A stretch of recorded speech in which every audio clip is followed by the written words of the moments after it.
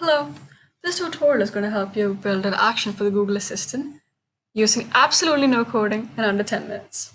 So we'll head straight to it. Go to Actions console and add a new project. We'll call it Project Tutorial. And create a project. And keep in mind that the name that you put here is not important. You can just call it whatever you want. This is just for internal reference and not the final name of the project. So just go ahead and name whatever you want.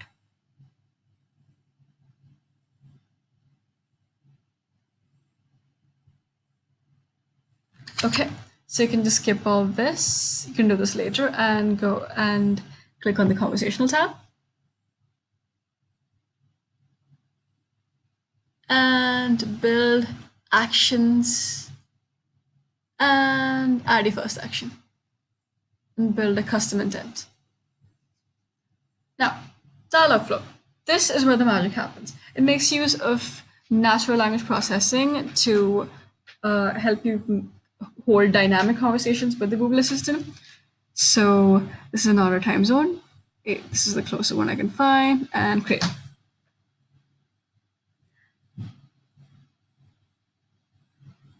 Okay, slow internet issues. So, fun fact in the meantime, did you know the Google Assistant is available across over 500 million devices all over the globe? Which basically means that every action that you create for the Google Assistant will be made available across over 500 million devices all over the globe.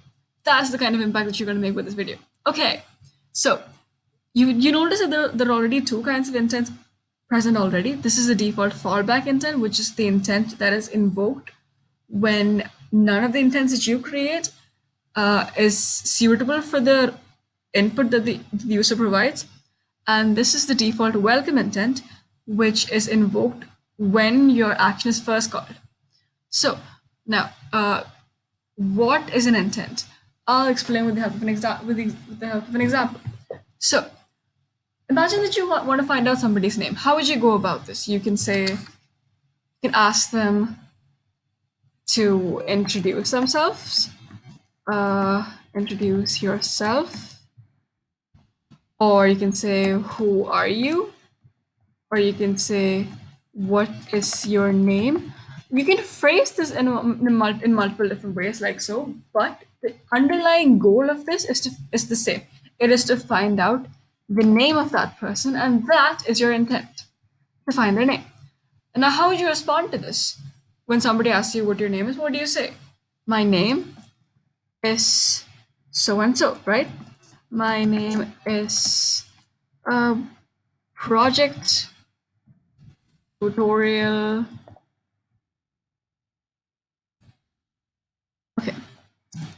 And we're not done here because we need to prompt the user to enter something else so they'll know that the conversation is not over. So we need to do that. What else would you like to know? Now keep in mind this is very important. If you don't do this, your action on Google won't be approved as it leaves the mic open. Okay, so our intent is safe. Let's test it out. Who are you? Yeah, see, it works. Now on to our second important concept, which is entities. Create entity. Oh, I should probably explain the concept of a system entity first. Okay, so I'll do that using another intent. We'll call it language. Now, I like English. I love German. French is great. Now you'll notice that in all of these examples, French, German, and English, the names of the languages have been highlighted because Dialogflow understands that these belong to a particular category called language, right? So that is what a system entity is. An entity is basically a mechanism for identifying and extracting information, and it basically signifies the category of things. So it can be used like a variable. For example, I can say, I like $language 2, and it fills in the name of the language that was entered by the user. And don't forget the prompt. What else do you like? Okay, and save the intent. And remember, when you do it, at least 10 to 15 training phrases. Now, I love French. Or something that wasn't on the list. I love Italian. See, it works. Even though that wasn't part of our training phrases, it understood that it belongs to that category and acts accordingly. Now, create entity. In addition to system entities, we can also manually create entities. For example, programming languages. That is a category. So, we'll just make it short. Proglab. Okay. So, JavaScript is the programming language. It belongs to the category. We're all aware of that. Now, JS is a synonym for it. Python is a different language. Py is a synonym for it.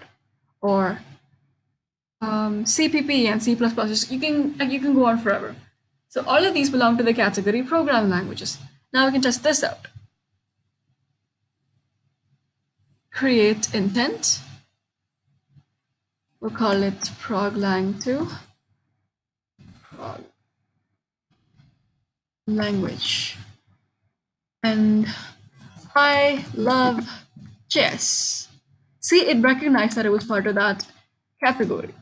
I like Python.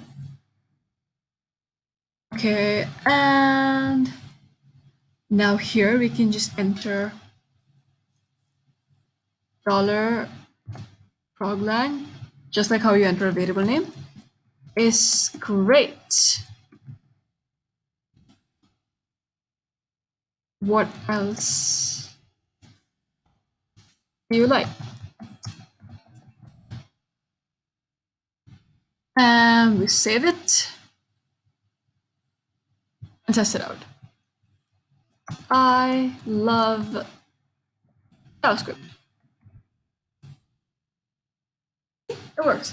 So those that are the two most basic concepts that are necessary in order to create a basic action on Google. Intents and entities. Now, after you save this, you can you can make any number of intents you like and then integrate them. Here, using integration settings, you can just add all the intents that you want and then test it. When you add all the intents that you want and test it, you go to a simulator and then you can just type whatever you want and it will react just how the Google Assistant app would react.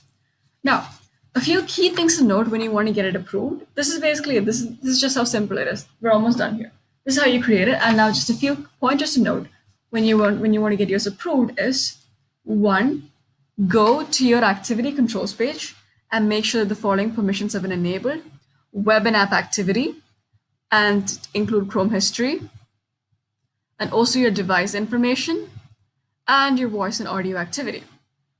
Second point to note is, do not leave your mic open. That is what I meant by adding a prompt earlier. And also create a privacy policy for your action on Google. Oh, almost forgot.